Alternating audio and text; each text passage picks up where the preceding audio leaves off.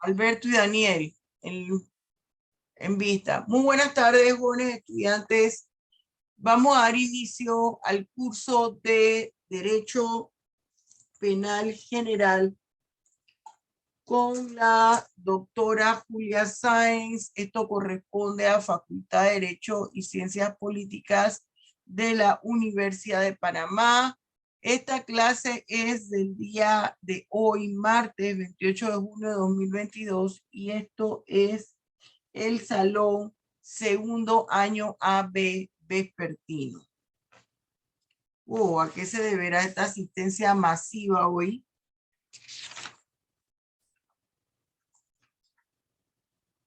Bien. Yo le voy a poner aquí a Livni retirada porque no he sabido más de ella. Agustín Brose, Carlos Roberto, Carles Roberto no está. Cisterna Roblin, Díaz Gian, Gómez Alberto, Presente. Gutiérrez Jorge, Monsalvo Luis, presente. Dianet Moreno, qué raro que Dianet no esté. Ya nos falta. Pimentel Joel, Ríos Ángel, Basel Justin. Yo vi a Justin que había entrado. Sí, presente, profesor. Ah, bien. ¿Qué le pasa a Indra que ayer tampoco llegó? A Alain no falta. No sabe. Esos son los estudiantes, caramba, compañeros solidarios. Vargas Andrés. Presente, profesora. Flores Edis, Ariadna, que aquí está, pero tiene que haber seguro que tenido problemas con internet. Bolívar y Anela. Bien, vamos a ver si hoy concluimos o avanzamos más. Vamos a compartir pantalla. Un momentito, por favor.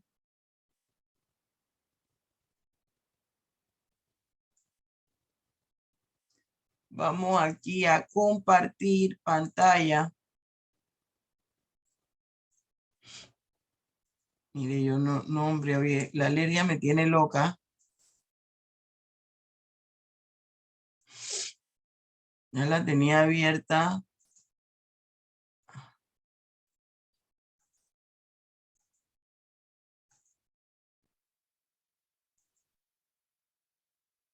Bien, muchachos.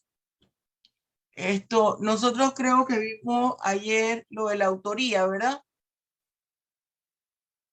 Que era el autor directo, el autor indirecto. Justin, tú estabas aquí ayer. Vimos el autor directo, el autor indirecto, ¿verdad que sí?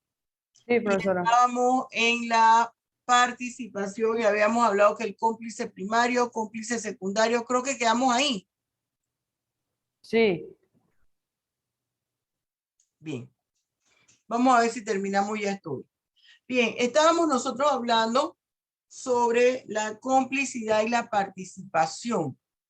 En realidad yo no sé por qué el Código Penal panameño pone complicidad y participación aparte, porque todo debía entrar dentro del tema de la participación, uno en calidad de autores, otro en calidad de cómplices, pero bueno, yo les he dicho a ustedes que yo no soy la que hago las leyes.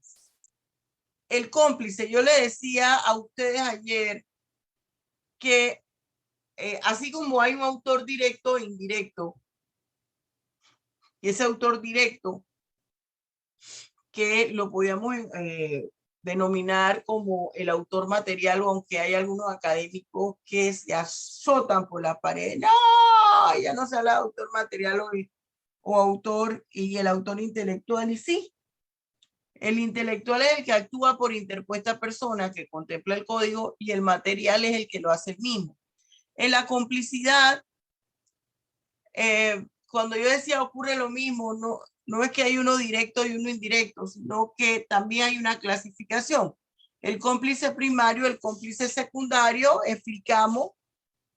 El primario tiene una participación fundamental para la realización del hecho punible y el cómplice secundario es un apoyo, como su nombre lo dice, secundario, que con o sin su ayuda se puede llevar a cabo. Entonces, aquí entra una figura dentro de la participación que es muy discutida y tiene que ver con el instigador. Fíjense que aquí en el tablero yo les escribí qué señala el Código Penal con respecto al instigador. Entonces, la figura del instigador, ¿quién es? El instigador no es un autor. El instigador es una persona que insta, asusa, anima a otro a realizar algo que ya él tenía preconcebido en su mente. Ya él había tomado la decisión de realizar eso, pero no se animaba a llevarlo a cabo. Entonces, él convence, pero a través del ánimo a la persona para que lo lleve a cabo. Ese instigador es, por ejemplo, vamos a pasar de lo más simple a lo más complejo. Alberto escucha que Daniel quiere retirarse de la materia. Ya Daniel analizó, dice, yo me voy a retirar de la carrera. Yo me voy a retirar de la carrera porque en realidad este horario no me gusta, esto me toma un tiempo que no me gusta. Yo creo que me voy a tomar un tiempo para pensar las cosas. Pero Alberto, pero él dice, bueno, pero ¿y si lo hago? ¿Y si no lo hago? Si continúo mejor. Entonces Alberto le dice, oye, yo creo que es una buena idea que tú dejes la carrera y te tomes un tiempo para descansar y hacer otras cosas. Mira, tú surfeas muy bien, haz surf. Tú me has dicho que tienes una tía en los Estados Unidos, ve y visita a tu tía, mira otras cosas. A mí me parece bien, anda, anímate, sí, deja la carrera por un año y después continúa. ¿Quién tenía la idea de dejar la carrera? ¿Alberto o Daniel? Daniel tenía la idea de dejar la carrera. Pero ¿qué pasaba? Él no se animaba. Y Alberto, ¿qué hizo? Lo animó. Le dijo, sí, mira, yo creo que está bien. Ese es el instigador, el instigador. Cuando uno dice insta a otro, anima a otro, entusiasma a otro a cometer algo o a realizar algo que ya él había preconcebido. Ya él había tomado la decisión de realizar esa cosa.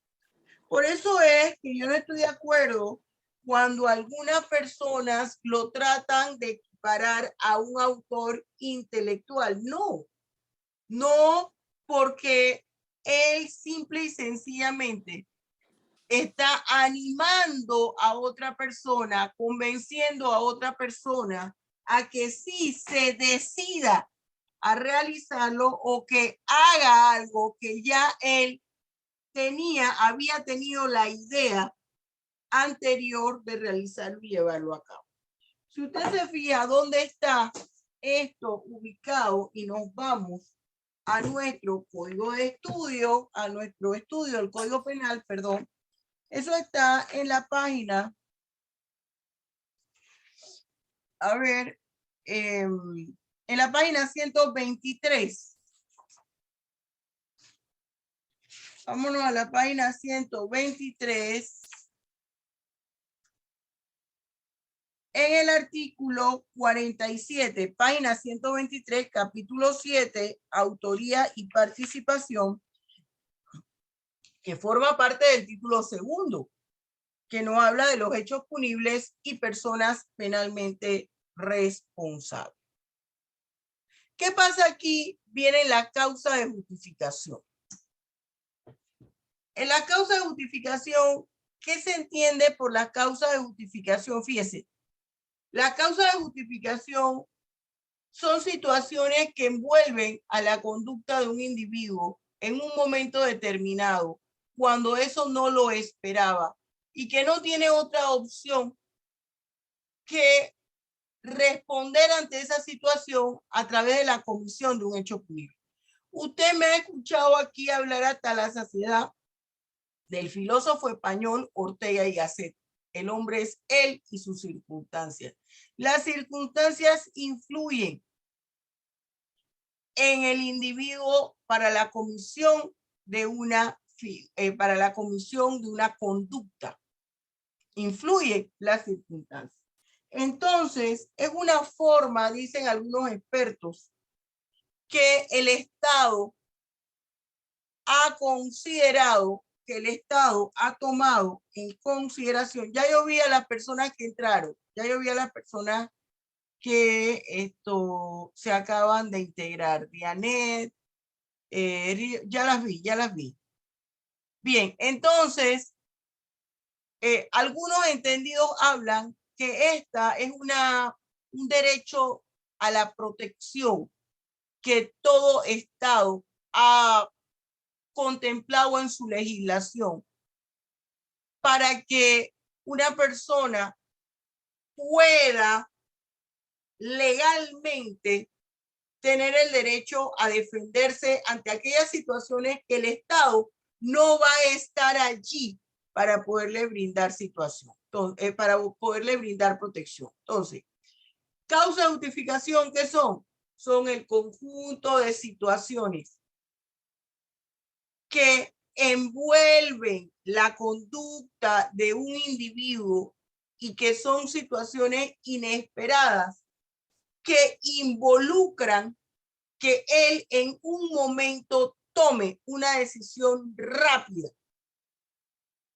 para su defensa, la defensa de personas quien él está obligado a defender, y que si no se hubiesen dado esas situaciones, bajo esas circunstancias, él no se hubiera comportado de esa manera.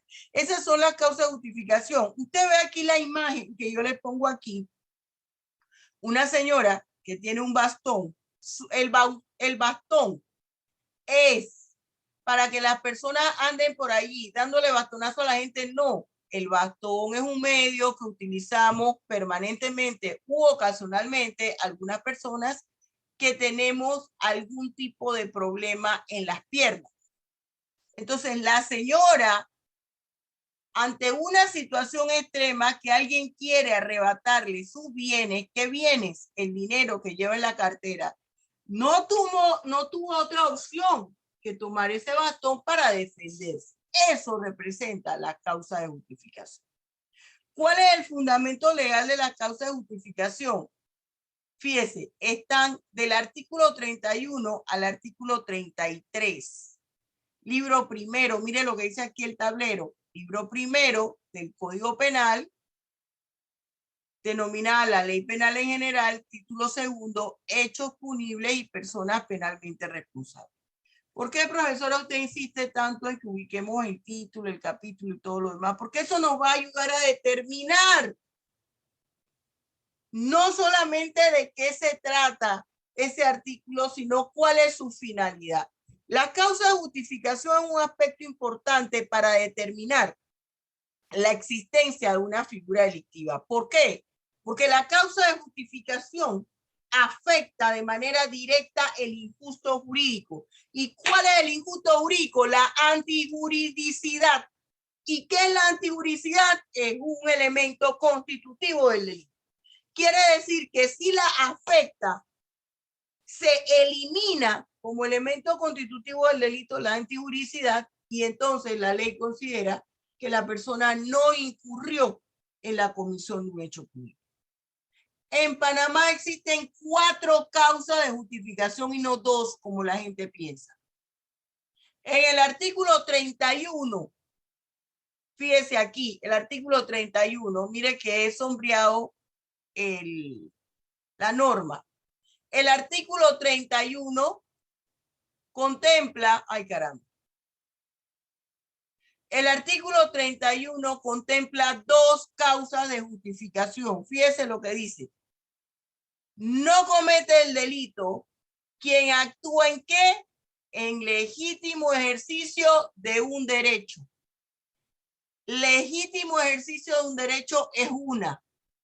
Y la segunda, en el cumplimiento de un deber legal. El ejercicio legítimo de un derecho o cumplimiento de un deber legal.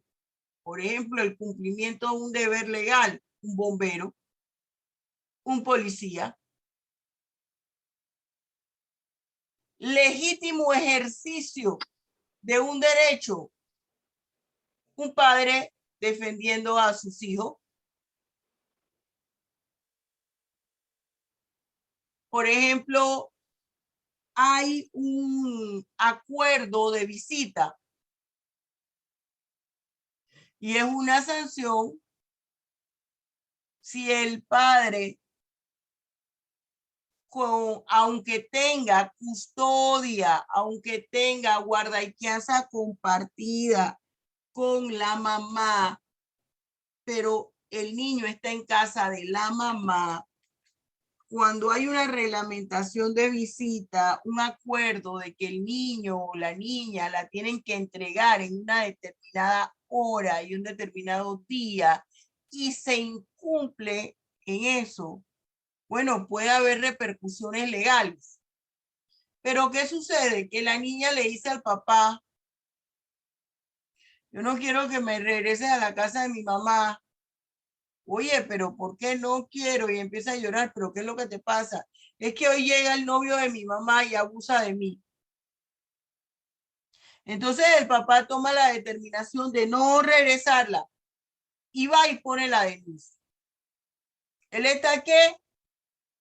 En el legítimo ejercicio de un derecho.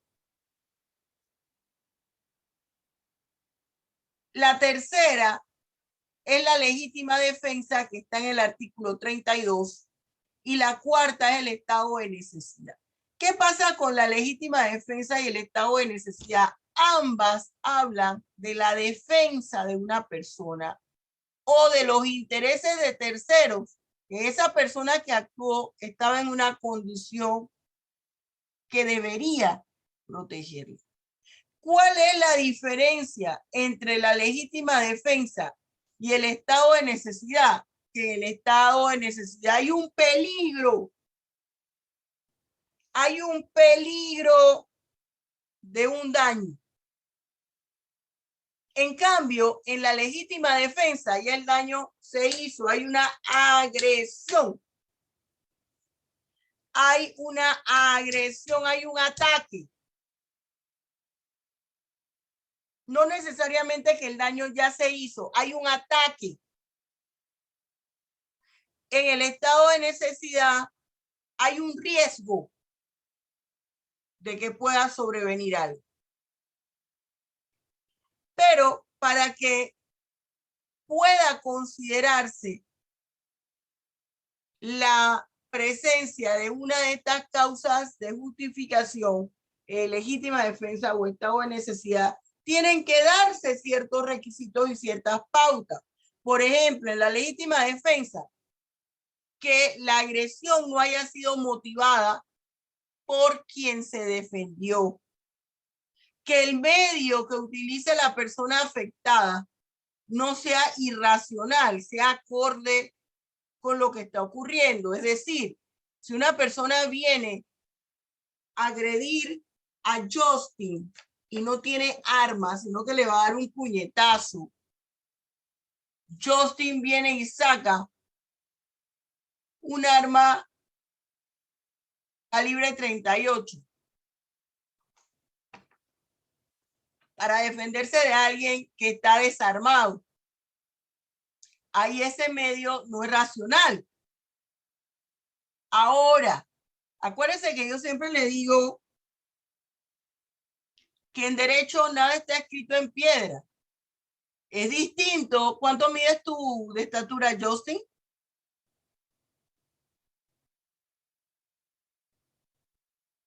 Justin, ¿Cuánto mides de estatura? ¿Cuánto es tu estatura? 1,70. ¿Ah? Como 1,60, profe.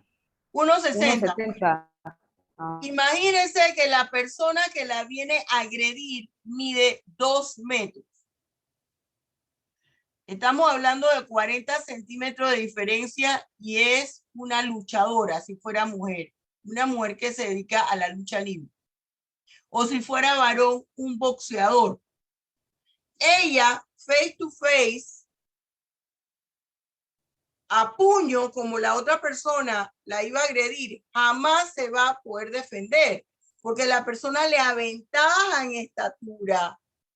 Y además tiene unas habilidades y una destreza en las manos que ella carece de ello. La única forma para defenderse va a ser utilizando el arma de fuego. Pero ojo, todo tiene que tener una explicación, una fundamentación y algo que se pueda evidenciar específicamente. Falta de provocación por parte de quien está invocando el uso de esta causa de justificación. No es que Justin me pegó porque yo fui allá primero a mentarle la madre, a insultarle, a decirle cuánta cosa se me ocurrió. Porque entonces ya no estaríamos ante la legítima defensa. ¿Me estoy explicando? Hay que cumplir con los requisitos que la ley establece y son los que tiene el artículo 32 y los que tiene el artículo 33. En el artículo 33 del estado de necesidad, como es un riesgo, aquí habla que no había otra opción, sino la que se utilizó, que el agente no tenía el deber jurídico de afrontar ese riesgo. Y que lo que pasó fue en realidad menos de lo que hubiese pasado si no se hubiese tomado esa decisión. Por ejemplo, hay un huracán. Ahora hay amenaza de una onda tropical, de huracán, de no sé qué, dijo SINAPRO. Imaginémonos que producto de ese huracán se va la luz, se afectan las vías de comunicación. Y entonces usted tiene en su casa un bebé. Y ese bebé tiene que tomar una leche especial. Vamos a decir que es Ensure, una leche especial. Y a usted se le acabó.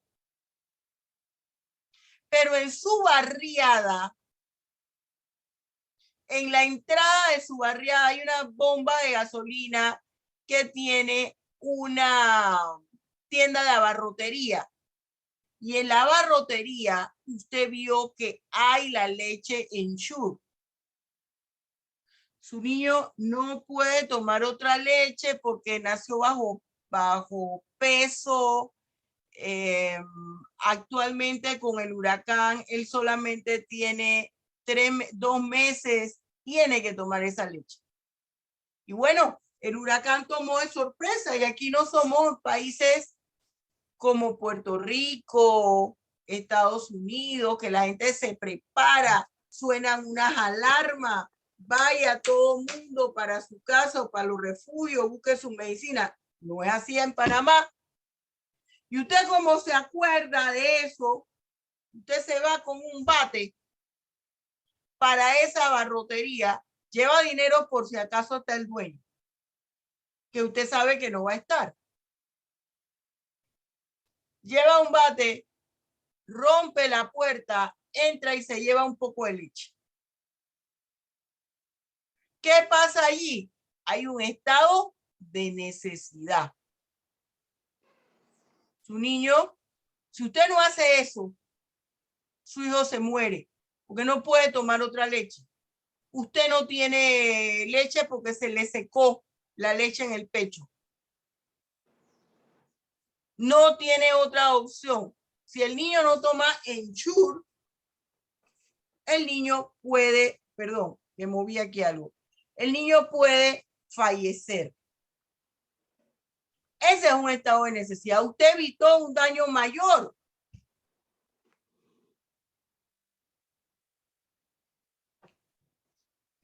¿Cuáles son las causas de justificación? Aquí lo acabamos de ver: legítimo ejercicio de un derecho, cumplimiento de un deber, legítima defensa y estado de necesidad. ¿Cuáles son las características de las causas de justificación? Se afecta el injusto jurídico. ¿Cuál es el injusto jurídico? Es la antijuridicidad. La ley, todo esto ya se lo mencioné. La ley considera que no ha incurrido en la comisión de una figura delictiva, luego entonces no hay responsabilidad penal. A diferencia del eximente de culpabilidad. El eximente de culpabilidad, la ley considera que hubo delito, pero hay alguna situación que disminuye o elimina la responsabilidad penal del individuo. Y no existe responsabilidad penal en el agente. ¿En qué consiste el legítimo ejercicio de un derecho? Fíjese, la persona debe tener ese derecho establecido por ley. Por ley. El derecho que estaba invocando el padre, ¿quién se lo da? Se lo da la propia ley a toda la persona que es padre de familia. El de defender a sus hijos.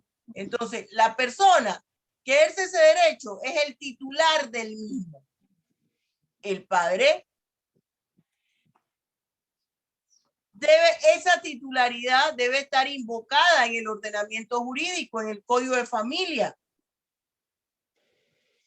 La protección que se está ejerciendo sobre ese bien jurídico debe ser proporcional al supuesto daño que se podría ocasionar. Oiga, va para la casa, va a seguir molestándolo el padrastro a la niña. Y la acción que se realiza por sí sola no constituye un delito. Y aquí yo le pongo el ejemplo: un padre priva de la vida a su hijo de 8 años porque está en la etapa terminal de una enfermedad. ¿Vio? Hasta aquí. Un padre priva de la vida a su hijo de 8 años porque está en la etapa terminal de una enfermedad. Aquí no tenemos la eutanasia. Esa es para en aquellos países en que es viable la eutanasia. El otro ejemplo que les pongo acá: los padres que tienen la patria potestad con respecto a su hijo deben aplicar controles de límite al hijo. Es decir, que cuando usted le pone un castigo racional a su hijo, no está afectando sus derechos humanos. No quiero que te juntes con los niños que viven en la siguiente calle porque ellos forman una pandilla. Y usted se lo trae al lado de la greña y le dice: te quedas en tu cuarto y me das el celular. Me das la tablet y no sales de ahí. Ahí usted no está violentando los derechos. Usted está protegiéndolo de que lo maten o que él incurra en la comisión de una figura delictiva. El cumplimiento de un deber legal. Este cumplimiento de un deber legal tiene que ver, ese cumplimiento de un deber legal tiene que ver con funciones propias de un trabajo que están legalmente establecidas. Están establecidas en un ordenamiento jurídico. Ese ordenamiento jurídico puede ser un manual, por ejemplo. Y le señala que debe actuar de determinada manera, y aquí le pongo yo el ejemplo de el policía. El policía que está haciendo una ronda en el centro comercial donde él trabaja y se activó la alarma de robos. Y mediante la cámara de seguridad, él advierte las personas que están robando. El policía va al lugar, le dice: deténganse. Esos maleantes tenían armas y él usa su arma de reglamento y dispara y mata a uno de los delincuentes. ¿Cómo actuó él allí? en el cumplimiento de un deber legal. Y yo le pongo aquí, ¿entendiste el ejemplo? Si te lo explico. El policía es un servidor público. La función pública de policía es proteger a la comunidad de la delincuencia. El policía estaba en servicio. El policía realiza el procedimiento que contempla sus funciones, el reglamento de sus funciones. La legítima defensa, que ya la hablamos, aquí yo le pongo, esto de la escuela clásica y la escuela positiva, le estoy hablando del concepto que implica que el Estado señala que a través de la causa de justificación, él le puede permitir o él le permite al ciudadano mayores herramientas de protección a sus derechos en aquellas situaciones que él no puede estar 24/7 pegado del ciudadano. Eso me dice la escuela clásica. Y la escuela positiva habla, eso en cuanto a sus conceptos, que es un deber jurídico que anula la injusticia de la agresión sufrida. Estos son los conceptos que les acabo de mencionar. Las características o condiciones de la legítima defensa. Una agresión injusta, que se utilice un medio racional para impedir o repeler la agresión, falta de provocación de quien actúa. El estado de necesidad que se los acabo de mencionar, es la defensa de un derecho cuando éste está en riesgo, en peligro de ser afectado. ¿Cuáles son las características del estado de necesidad? La existencia de un peligro o riesgo. Está en peligro o riesgo. Mire, y se lo pongo aquí, la existencia de un peligro o riesgo, no de un ataque personal. Porque cuando es ataque personal estamos ante la presencia de legítima defensa.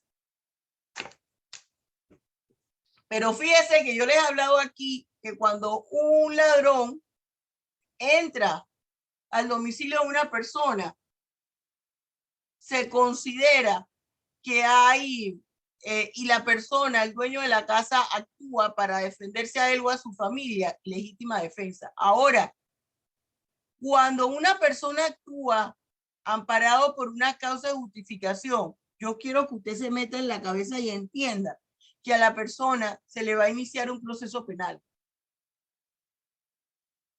Se le va a iniciar un proceso penal porque hay que corroborar que se cumple con los requisitos que las causas de justificación contemplan. Eso es importante que lo tomemos en cuenta. Ejemplo, un estado de necesidad. Mire, se lo voy a leer aquí. Una familia que en horas de la madrugada ha tenido que salir corriendo de su casa, ya que ocurrió un derrumbe y parte de ella quedaba sepultada en el lodo. Esta familia está conformada por padre, madre, abuelos, pero miren lo que dice los abuelos, que por su avanzada edad han perdido la vista. Adultos mayores discapacitados. 3 menores de edad. ¿Cómo están conformados esos menores de edad? Un bebé un bebé nacido, una niña de 2 años y un niño de una niña de 1 año y un niño de 2 años. ¿Qué pasa? Ellos están en su casa, hay un derrumbe, la casa queda sepultada prácticamente,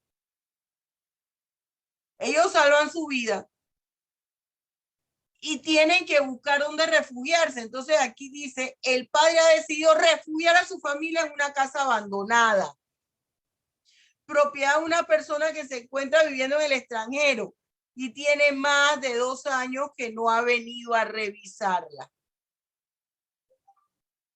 No es que él se va a tomar la casa de esa persona que él desconoce, no. Es simple y sencillamente que no tenía opción porque ¿dónde iba a ir? En hora de la madrugada, seguramente que ese derrumbe lo ocasionó una fuerte lluvia. ¿Dónde iban a ir con los abuelos discapacitados visuales? Y con 3 niños tan pequeños que ellos no, un niño de 1 año y de 2 años no van a estar corriendo grandes distancias, hay que echárselo al hombro. El bebé recién nacido y esa persona en avanzada edad, invidente. ¿Usted cree que pueden pegar una carrera? No. Entonces no tuvo otra opción. La casa que estaba vacía estaba en mejores condiciones. Es probable que como está dentro de la calle sepa quién es y llame y le explique, mira lo que yo tuve que hacer. ¿En qué se diferencia la legítima defensa del estado de necesidad? Aquí está. Ambas son causas de justificación y no debe existir provocación en la parte.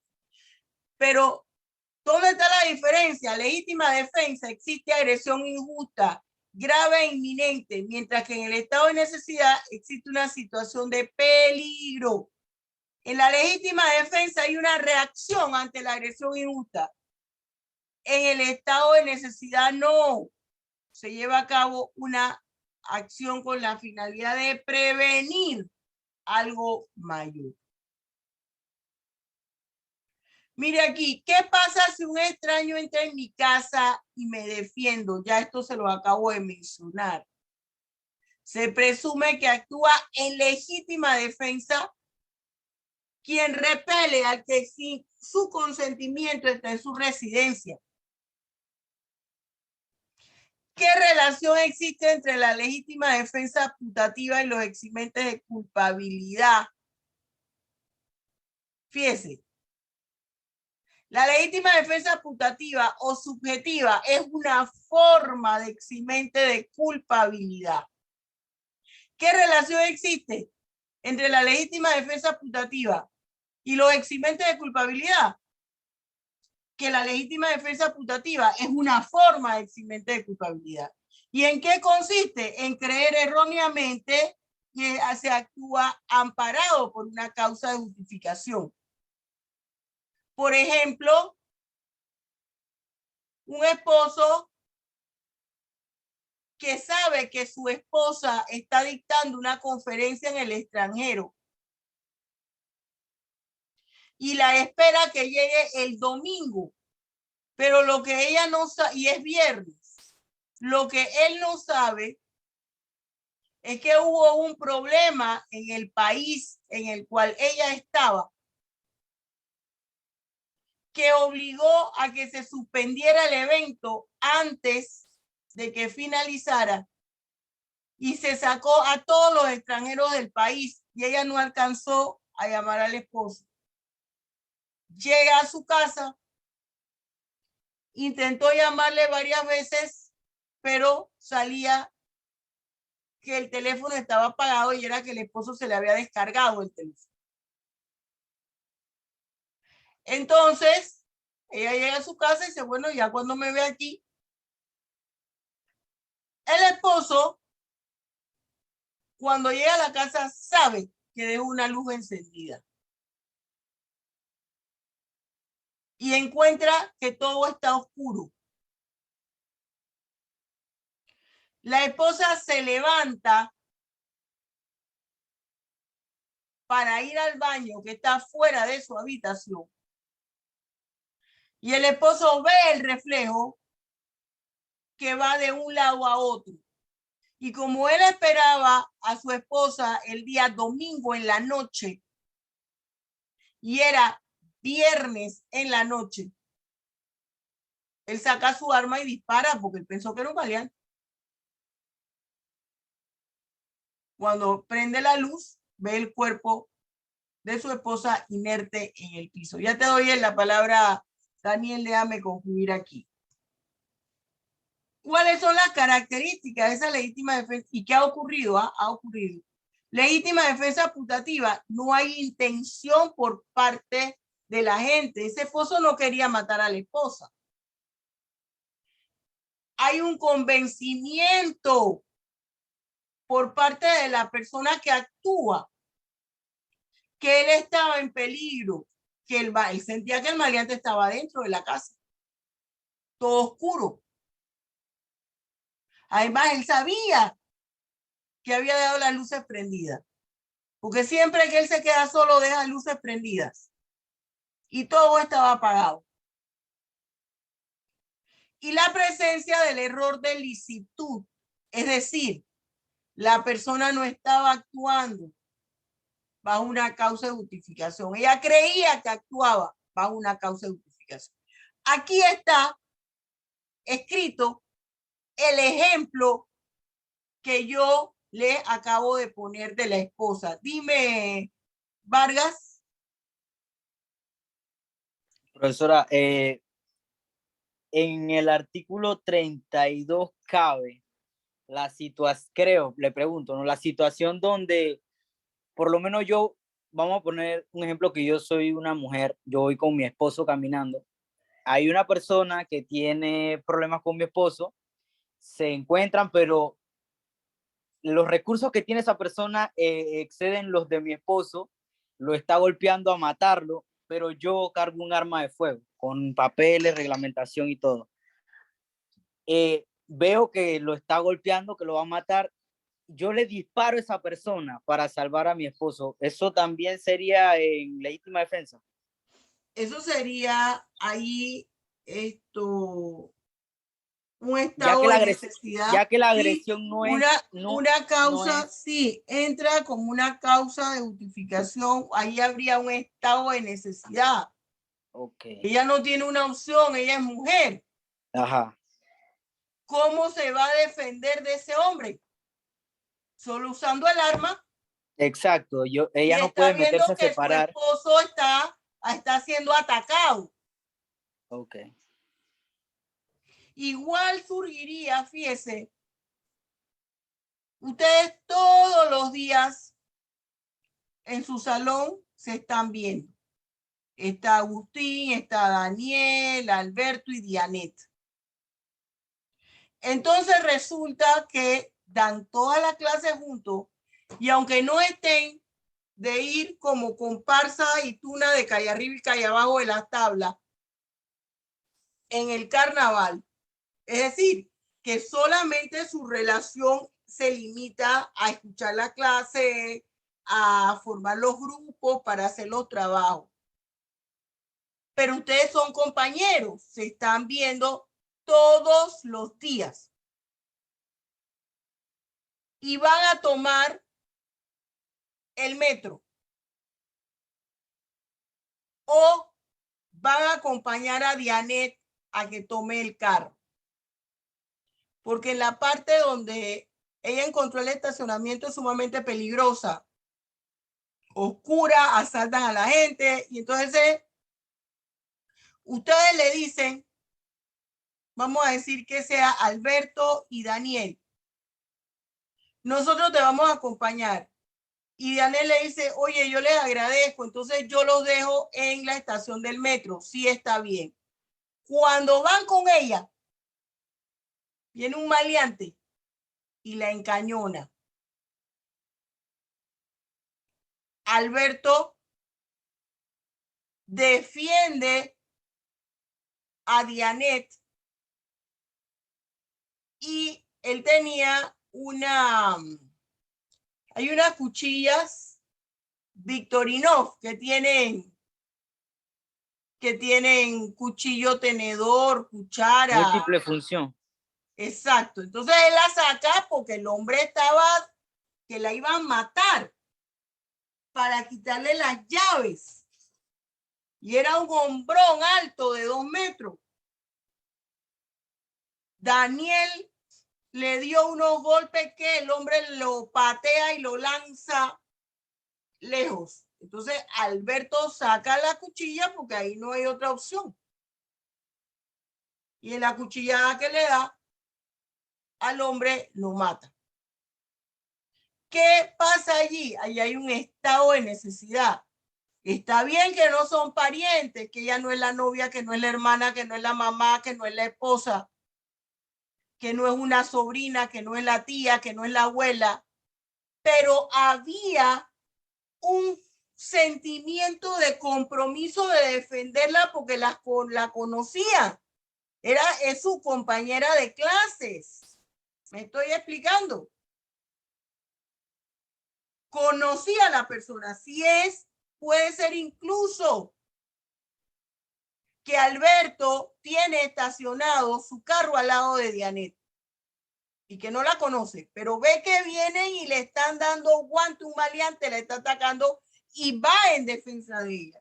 Pero ¿por qué usted la defendió? Oye, es una mujer sola, venía hacia su vehículo que estaba estacionado al lado del mío. ¿Cómo iba a dejar que la mujer la patearan y la mataran o la violaran? Y sacó su navaja, Victorino, le dio una cuchillada defendiéndose y la persona cae y muere. Ahí hay un estado de necesidad. Fíjese, ¿qué relación? Póngale cuidado y póngale atención a esta pregunta porque yo la hago siempre. ¿Qué relación existe entre la causa de justificación, el injusto jurídico y la teoría del bien jurídico? ¿Cuál es la relación? Las causas de justificación eliminan el injusto jurídico. Eliminan ese injusto jurídico. Es la condición de antijuridicidad de la conducta. Entonces, ¿qué relación con la teoría del bien jurídico? Esa teoría del bien jurídico habla de la defensa del bien jurídico que se está afectando. Entonces, ¿cuál es la relación? Que el bien jurídico, si tengo yo la obligación o compromiso de defender ese bien jurídico, aunque no sea mío. Esa es la relación que existe entre los tres. Y aquí yo se los pongo.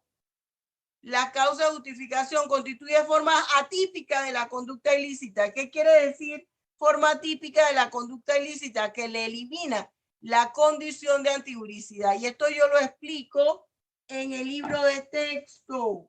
¿En qué página, profesora, estamos? De mi libro de texto, página 125. La causa de justificación y su relación con el injusto jurídico y la teoría del bien jurídico está en la 135. Este es el tema 15. Mire que no lo hemos dado en orden. 135. ¿En qué parte?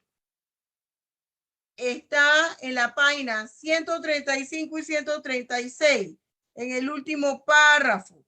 La disponibilidad del bien. ¿Quién? Esa teoría del bien jurídico es lo que yo les estaba diciendo. ¿Quién es el dueño de ese bien jurídico y por qué yo tengo la obligación de protegerlo? ¿A quién le pertenecía la disponibilidad del bien? Aquí, ¿cuáles son los aspectos que comprende la teoría del bien jurídico? La disponibilidad del bien.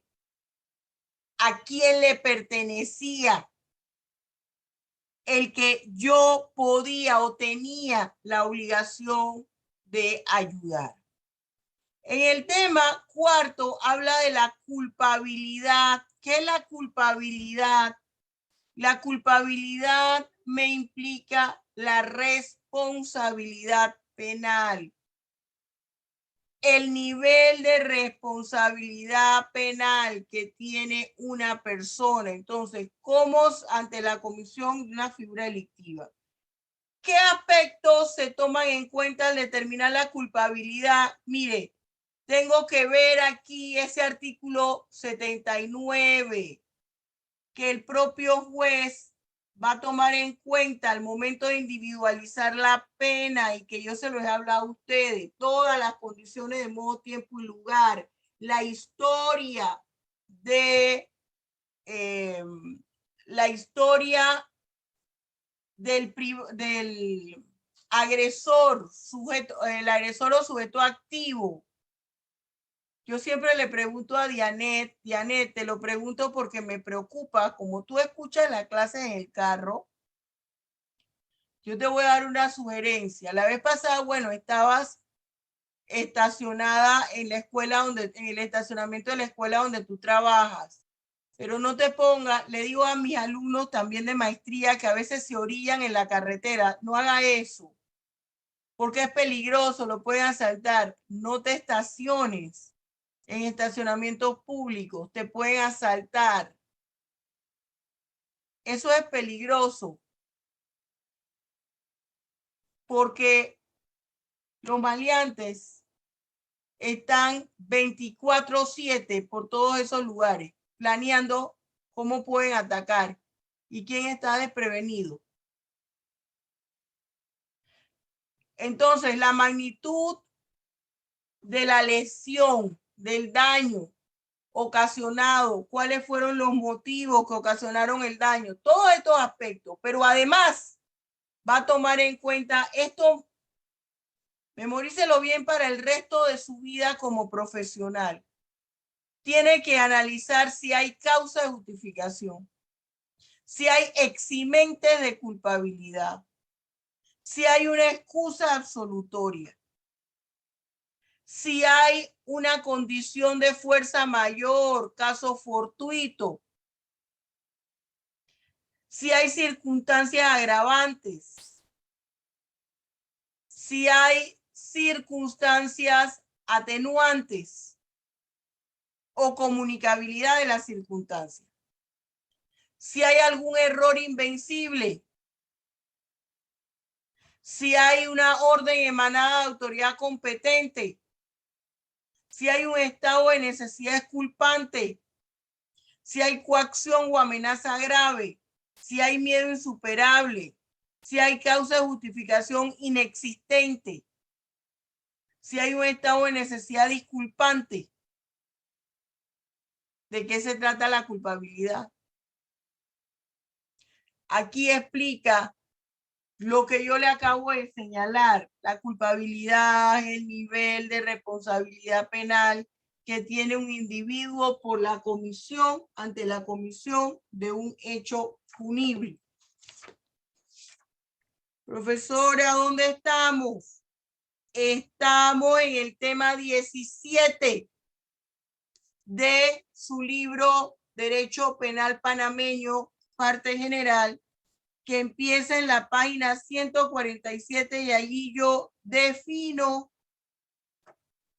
y explico absolutamente todo lo que yo le estoy diciendo aquí.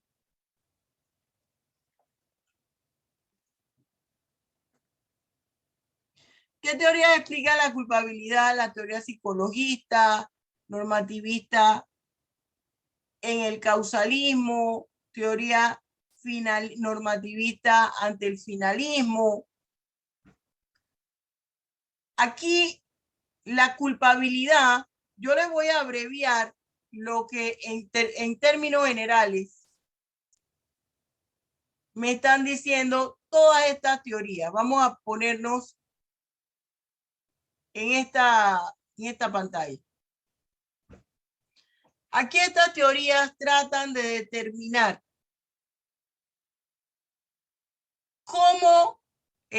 tratan de establecer cómo se puede determinar la culpabilidad. Y en resumen, ellas señalan, bueno, la culpabilidad yo la puedo establecer a través de la naturaleza del nexo causal o del nexo de causalidad, es decir, entender qué motivó la acción del individuo. Y esa relación, esa naturaleza del nexo causal que me va a explicar lo que motivó la conducta del individuo, puede basarse exclusivamente en lo que la norma señala, porque yo solamente voy a tomar en cuenta en que ocurrió la comisión de una figura delictiva como es lo que dice el finalismo, o simple y sencillamente, yo voy a atender a las causas determinantes, las causas que influyeron en la comisión de la conducta delictiva. Y voy a analizar si fue motivada por factores de orden endógenos, factores de orden exógenos, para entonces después establecer, no fue por razones económicas. Bien, pero dentro de esas razones económicas, ¿cuál fue el detonante? Que para qué él quería el dinero, que él tenía que ir rápidamente a buscar esa plata. Y la situación se salió de control. No solamente robó, sino que mató. Por eso es que ellas están arropadas bajo el artículo 79 del Código Penal. ¿Qué es el principio de culpabilidad?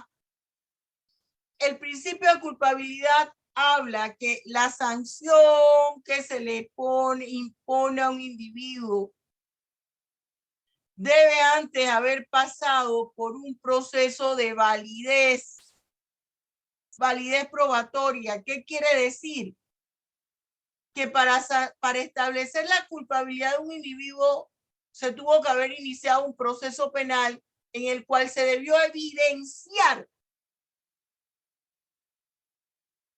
que había no solamente un vínculo, un posible vínculo entre ese sujeto activo y la conducta realizada. Se comprobó que era veraz la relación entre él y lo que ocurrió. Eso quiere decir que se constató que fue él quien realizó las figuras delictivas. Y es a esa persona o grupo de personas a quienes se les debe imponer una sanción. Eso es lo que dice el principio de culpabilidad. Cuando se va a aplicar la sanción a una persona, la responsabilidad de esta ha tenido que haber quedado evidenciada, comprobada en el proceso.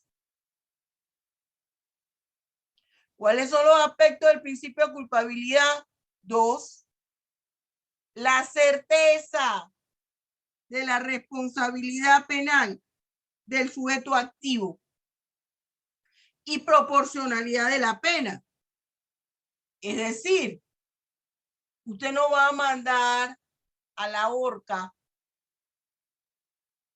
a una persona que se apropió de $5,000 o de $10,000. ¿Qué son los eximentes de culpabilidad?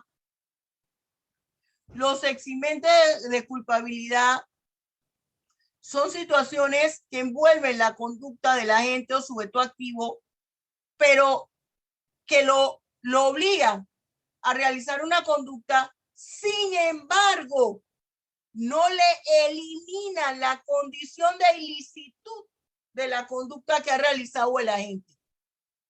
La ley considera si cometió la figura delictiva, si hubo delito, pero hay situaciones que ameritan, que envolvieron esa conducta, que se libere. Eximir, ¿qué quiere decir? Liberar. Que no haga, que no haya. Entonces, la ley dice, bajo las situaciones que incurrió, se cometió esa figura delictiva, se considera prudente quitarle, eliminarle la responsabilidad penal al sujeto activo. Pero la persona cometió una figura delictiva. Mira dónde está regulado en los artículos que van del 39 al 42A del Código Penal. ¿Cuáles son los eximentes de culpabilidad? Aquí se los enumero. Error invencible. Que la gente esté siguiendo las instrucciones de un superior. Pero ojo, siempre y cuando las instrucciones del superior no revelen a simple vista que esa orden consiste en la realización de la comisión de una figura delictiva. Estamos claritos en eso. Y aquí exceptúan a los policías. Pero ojo, cuando cumplen la orden de un superior jerárquico, si usted es su superior jerárquico, le está diciendo, usted forma parte del control de multitudes, use su arma de reglamento. Usted sabe qué le recomiendo yo. Que no lo use porque van a quedar presos su superior y usted. Doctora, pero eso no es lo que dice aquí la doctrina. Sí, pero resulta que a plena luz, esa conducta que le está mandando a realizar su superior es un delito.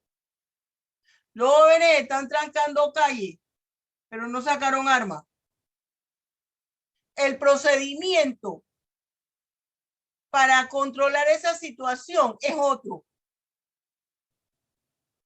Entonces los dos van a estar subiendo y bajando fiscalía y tribunales. Aquí habla de una figura delictiva que aun cuando se la dé el superior y usted la hace, usted también es responsable junto con él, como es el caso de delitos contra la humanidad, la desaparición forzada. Ahora, mire, la película cambia si se está en una condición de guerra, pero en una condición de guerra tampoco opera si lo que le mandaron a hacer constituye un delito contra la humanidad o un delito de desaparición forzada. El delito de desaparición forzada es una forma de delito contra la humanidad. Entonces esto quiere decir que a tontas y a locas usted no puede estar haciendo lo que le manda a su superior jerárquico. Cuando la persona actúa por amenaza o coacción, por un miedo insuperable, cuando cree que están parados por la causa de justificación. Otras situaciones, y que ya le expliqué, otras situaciones que afectan a la culpabilidad, las excusas absolutorias que yo le he hablado aquí. La excusa absolutoria es un permiso que otorga la ley para que la persona incurre en la comisión de una figura delictiva. La misma ley contempla esa situación. Y yo le pongo dos ejemplos. El aborto provocado, el aborto es un delito. Y ese aborto, pero sin embargo, aunque es un delito, la propia ley contempla las condiciones bajo las cuales la mujer puede abortar y qué es lo que debe hacer al respecto. Cuando queda embarazada por una violación carnal, está en riesgo su vida y tiene prole, o el niño viene con una afectación, una tara muy fuerte. Dice acá el artículo 426, sígame aquí con el cursor, delito contra la personalidad internacional del Estado. No incurrirá en sanción ¿quién? Encontrándose durante las hostilidades en el territorio del Estado enemigo, comete el hecho obligado por este. Usted vive en el Estado enemigo de su país, está trabajando allá, y llegaron los policías, los militares que están en guerra con Panamá y usted está en Costa Rica. Y le dice, abra la puerta de su casa, escóndanos aquí y denos comida. ¿Cómo hace usted si usted está en Costa Rica? Tiene que hacerlo. El error. ¿Qué es el error? La idea falsa de algo. Cuando usted está convencido de una cosa y no lo es. Y entonces aquí yo le planteo el artículo 30 y el artículo 97. Dice el artículo 30, no delinque quien actúa con la convicción errada e invencible de que su acción u omisión no concurre en alguna de las exigencias necesarias para que el hecho corresponda a su exclusión legal. aquí está el ejemplo de la legítima defensa putativa de la cual yo les hablaba. Otra es cuando, por ejemplo, el error en la persona, que se llama, a Daniel lo contrataron para que matara a Alberto.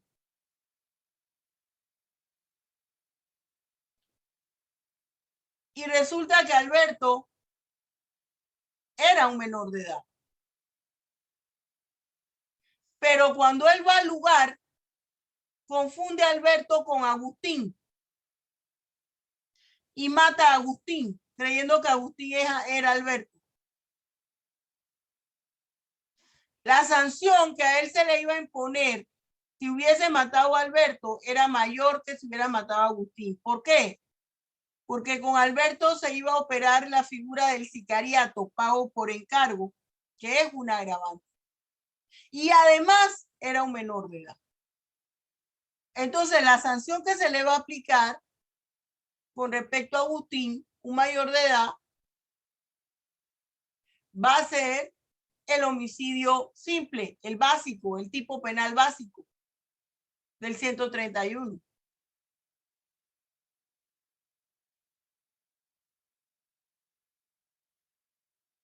¿Cuáles son las clases de errores que existen en materia penal? Que aquí habla de tipo y que habla de licitud. En el tipo, desconoce que su actuar es criminoso, y en el error de licitud, cuando cree que la persona se encuentra amparada dentro de una causa de justificación. Esta clasificación que hace la doctrina en el golpe, en la persona y en el delito. Si él iba a secuestrar a Alberto o iba a matar a Alberto y lo que le ocasiona fue una lesión personal. Error en el delito. Error en la persona, ya se los expliqué. El error en el golpe, el resultado es equivalente, pero no deseado. Yo quería, cuando le ocasionaba el daño a Alberto, que perdiera los brazos. Le ocasioné una lesión, pero no la que yo quería, que era que él perdiera los brazos. ¿Me expliqué? ¿Qué pasa con el caso fortuito? El caso fortuito o fuerza mayor no se considera que no hay delito porque es una situación que usted no puede controlar. Usted no podía prever que eso ocurrió. Usted es médico. Panamá jamás tiembla. Pero ese día, además hay huracanes en Panamá. Hay ondas tropicales. Pero como nosotros estamos así bajo, las cosas nos pasan por encima. Y ese día que él estaba haciendo la cirugía, el médico, aparte ayúdeme que se me acaba de ir la palabra, cuando se va la luz y usted tiene un equipo que le mantiene, una fuerza de poder que le mantiene la luz. Eso se llama... Apagón. La batería. Una batería. Exacto. Generador, profesora. Un generador de electricidad. Resulta Una planta. Sí, el generador de electricidad, la planta, el generador de electricidad, la planta eléctrica. Usted tiene un generador de electricidad o una planta. El hospital la tiene y jamás había fallado. Muy buena.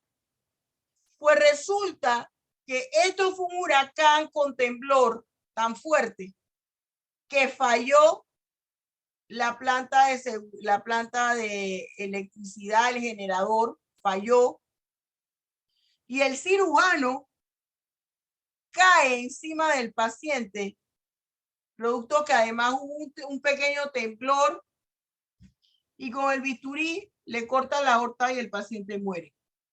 Ahí hay un caso fortuito. No se puede decir que hay una condición dolosa provocada por el agente. Las circunstancias agravantes, fíjese. Las circunstancias agravantes, yo las puedo clasificar en agravantes comunes y en agravantes específicas. Las agravantes específicas son las que posee cada figura delictiva. Y se aplican primero. Y si se aplican las agravantes específicas, ya no tengo que buscar las comunes. Pero las agravantes comunes son aquellas que cuando la figura delictiva no posee ninguna agravante, yo tengo que observar para ver si encaja en alguna de estas condiciones que contempla el artículo 88. 14. Cuando la persona reincide en la ejecución de un nuevo hecho punible. Cuando actúa premeditadamente desde dentro de un centro penitenciario. Cuando actúa valiéndose de personas que tienen algún tipo de discapacidad o personas menores de edad. Cuando abusa de su superioridad. Cuando utiliza para cometer el delito inundaciones, inundar algún lugar, incendiar. Cuando actúa por precio, por recompensa. Cuando hay una embriaguez preordenada, es esa la inducida que yo les estuve hablando en la imputabilidad, ¿se acuerdan? Ese hecho es con escalamiento o fractura sobre las cosas, es decir, que yo violento para entrar al carro y llevármelo, para llevarme una refrigeradora, fuerzo las cerraduras para entrar a algún lugar.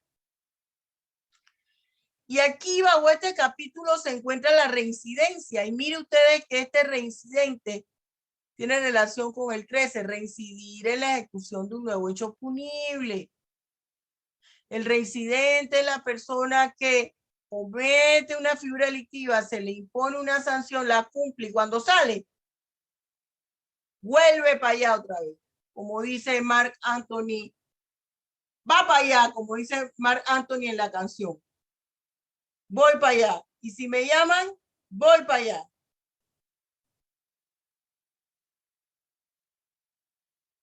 El artículo 91, yo les he hablado del artículo 91, que explica desde el punto de vista del derecho penal a quienes se consideran parientes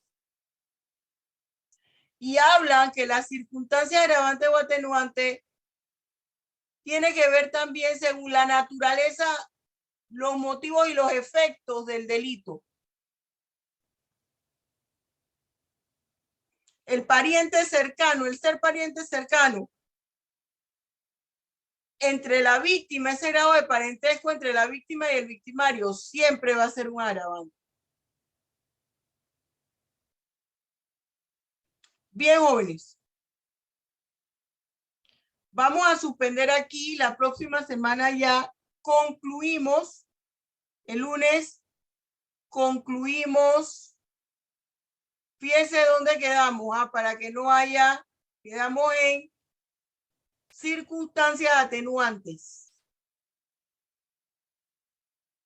El próximo lunes nosotros debemos concluir ya entre el lunes y el martes del lunes. El lunes nosotros concluimos nuestro material del curso. El martes, que tenemos 2 horas, yo les doy aquí sus calificaciones. Hacemos un análisis de, voy a volver a pasar lista, hacemos un análisis de la asistencia para que usted sepa con qué puntaje usted va para su examen semestral. Vemos la fecha del examen y el temario. Los que no han mandado excusa por su asistencia, envíenla por la vía respectiva. Si lo han mandado a mi WhatsApp privado, aunque yo les haya contestado, no lo voy a tomar en cuenta porque ya usted sabe. A ver, aquí entró, les voy a decir, Carles. Carles, tú cuando no llegas tarde, no te pones en vista. Entonces tiene que ver qué hace con eso. Acuérdense que el examen semestral se hace in situ, es decir, en la Facultad de Derecho, y prepárese para ese examen que tiene varias páginas. Esto entró Gianmarco. Se me olvidó tu apellido. Díaz. Entró Edis. Entró Ángel Ríos.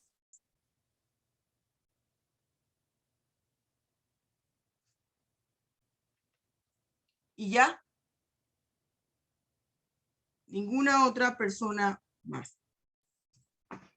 Después de la otra semana, no queda literal, como dicen ustedes ahora, como dicen los muchachos ahora, una semana de clase que va a ser semana de repaso. Muy importante. Si yo fuera usted, no faltaba a ninguna de las 2 últimas semanas. No faltaba. Bien, muchachos, Dios los bendiga ricamente. Nos vemos la próxima semana. Hasta luego. Gracias, Hasta luego, profesora. profesora. Bien.